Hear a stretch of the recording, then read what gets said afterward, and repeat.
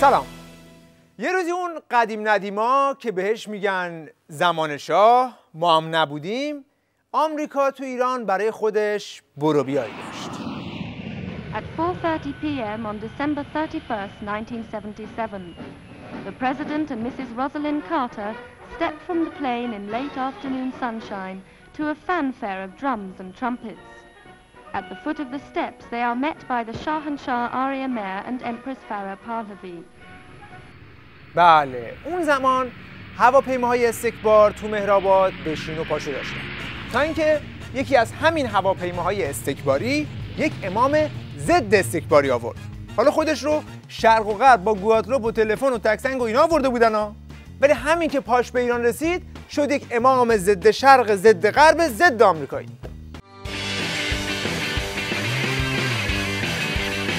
امریکا هیچ غلطی نمیتونه بگه.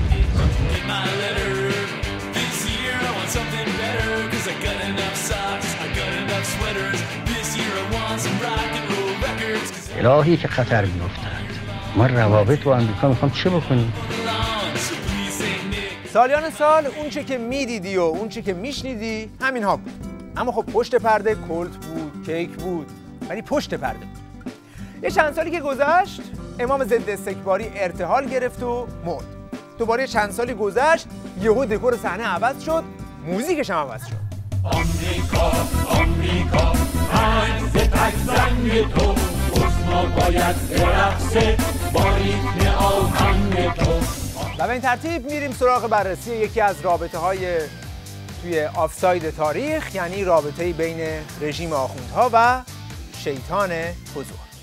30 و چند سال پیش که امام دستور قطع رابطه با امریکا رو صادر کرد یه مبنا داشت. مبناش این بود امریکا شیطان بزرگ است.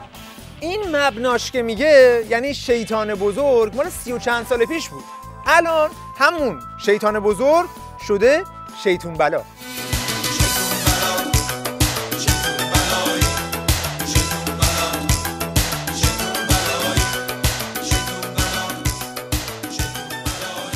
آقای کارگردان، ما هنوز حرف از دهنمون در نیامده شما آهنگ پخش میکنید. بله؟ باشه.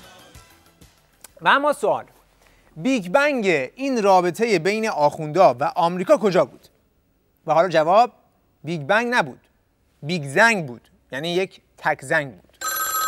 دیروز درست در لحظه‌ای که ما آماده حرکت به سمت فرودگاه بودیم به من اطلاع دادن که کاخ سفید تماس گرفته و آقای اوباما مایل تلفنی چند دقیقه‌ای با من صحبت کنه که خب این کار انجام شد. در همون لحظه حرکت اونها تماس گرفتن با موبایل سفیر ما و این مکالمه انجام گرفت با آقای اوباما.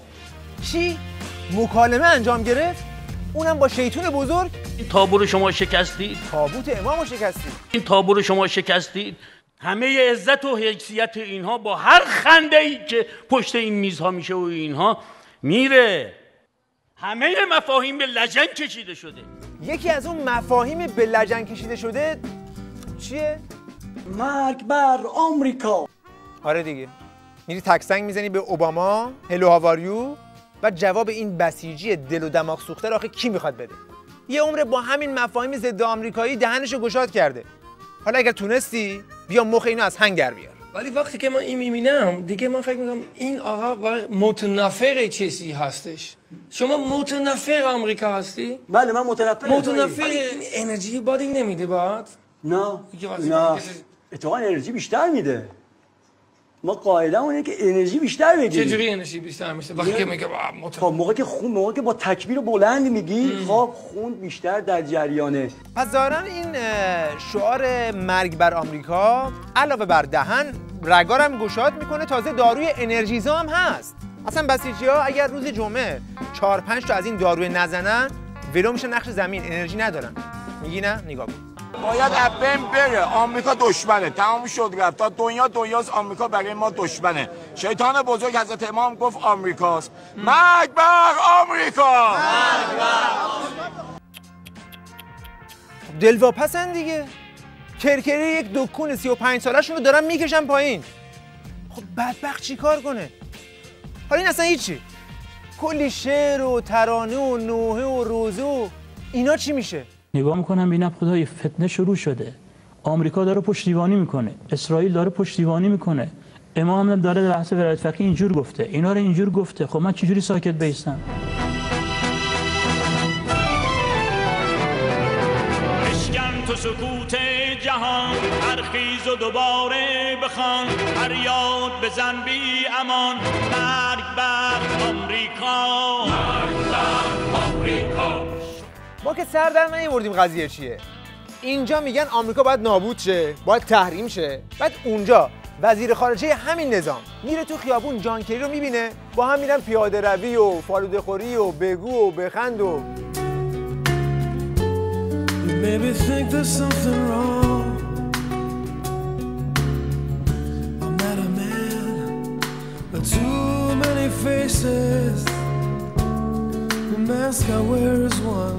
میدونی خیلی با هم جور در نمیاد.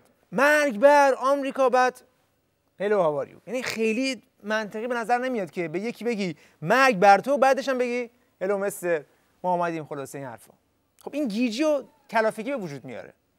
وقتی شما خط قرمز ندارید معلومه مردم هم گیج و کلافن، اصلا به کی رأی بدن؟ کجا وایسن؟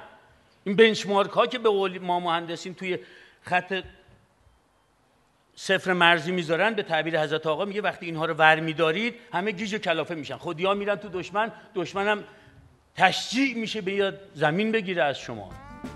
آقا کل این ماجرا سر 4 تا سانتریفوژ بود دیگه. ارزششو داشت، خدا وکیلی ارزششو داشت. مفاهیمو به لجن کشیدن، تابوت امامو شکستن، بسیجی‌ها رو گیج و کلافه کردن. الان بدبختا نمیدونن خونی که در رگشونه رو به کی هدیه کنن، بدن به جانکری، بدن به مقام عظما. آقا واقعا میارزید؟ آقا چرا این هسته‌ای اینقدر مهمه؟ آقا چرا اینقدر این انرژی هسته‌ای مهمه؟ والا به هر حال همه ما نیاز داریم به انرژی هسته‌ای. اگه شما مثلا در هفته 2 تا خرما بخورید ببینید چقدر موثره. حالا هستم داره میشه انرژی هسته. میخنده نخند، جنگ شروع میشه. ببین این مسخره بازی‌ها رو بذار کنار. رک و پوسکنده میخوام بهم بگی مهمترین بخش این انرژی هسته‌ای چیه؟ مهمترین بخشش اینه که اینها در جنگ در 1945 که استفاده کردن هیروشیما و ناکازاکی، فهمیدن چه قدرتی رو میتونه پشت این باشه و سعی میکنن کنترل کنن. پس از اینا میخوای ها؟ خب اگر قضیه اینه خب دیگه باید تا تهش بری. فقط یک مشکل کوچیک باقی میمونه که اونم تحریماست. تحریمام که البته اثر نداره ها؟ هیچ وقت اثر نداشته. از زمان امامتون اثر نداشته. چند وقت است که الان ما را حصر اقتصادی کردن؟ چه شد؟ مثلا ما کجامون گیر کرده است که حصر اقتصادی هست؟ خیال میکنن اشخاص که ما اگر چنانچه از آمریکا مثلا فرض کنید که فلان چیزا نخریم خیر دیگه نمیتونیم. اینم فتوای امام. دیدید؟ حصر اقتصادی کردن چه شد؟ لکن کجایشان گیر کرده؟ پس بنابراین نتیجه میگیریم که تحریم ها اثر نداره. چرا باید بگیم که تحریم اثر ندارد؟ اثر داره. کشور عقب مونده، تورم ایجاد شده، رکود ایجاد شده. عجب کلافی شد این کلاف. از یه طرف تحریم هاست که اثر داره، از یه طرف هم رابطه با آمریکاست که پدر در میاره. اینجاست که مهرهای نظام شروع میکنن به کاشتن کاشکی و ای کاش. ای کاش رجایی شما بود توی اون سازمان ملل، همون کاری که کرد جورابشو در آورد آخر دیوونه بازی. و اما به شما بگوییم رجایی میگه آن روز که آخرین فشنگ ما در جنگ تمام شود در صحنه نبرد، اولین روز جنگ ماست. اینا رو بگو، نه اینکه بری بگی چپتو نشون بدی بگی تموم شده، خزائنمون به غارت رفته. یه رئیس جمهور تو سازمان ملل جوراب بکنه آخر دیوونه بازی، جوراب در بیاره، اونم تو سازمان ملل. یعنی از کلید اعتدال بره تو کار جوراب اعتدال. نمیفهم چجوری آخه. آقا یکی بیاد این قضیه رو تعیین تکلیف کنه. بالاخره اینا چیکار باید بکنن؟ جوراب نشون بدن یا قدم بزنن با هم دیگه؟ هر وقت احساس کنن که ما احساس ضعف میکنیم اونا بیشتر ضربه میزنن، بیشتر تحریم میکنن، فشار میارن، چون به این جنبندی میرسن که تهدیدهای ما، تحریمهای ما اثر کرده تا حدی، پس فشار رو بیشتر کنیم. نقطه سر خط، نظام رسیده به بنبست، همین، هیچ بسته پیشنهادی هم واسش وجود نداره، فقط بزن بغل پیاده شو. شب شما بخیر. Sırvet sonra es motor kapne. Yelay.